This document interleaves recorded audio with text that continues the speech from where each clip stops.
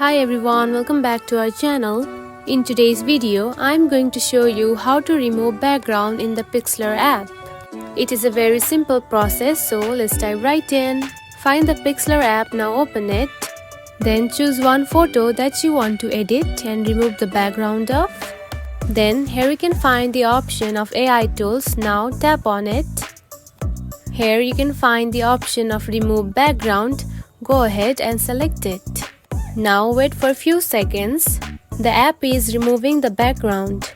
And here you can see the background has been removed. Now you can also choose the color of your background just like this. And that's it. This is how you can remove the background using the Pixlr app.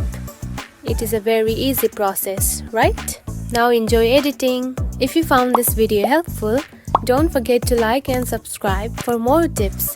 Thanks for watching.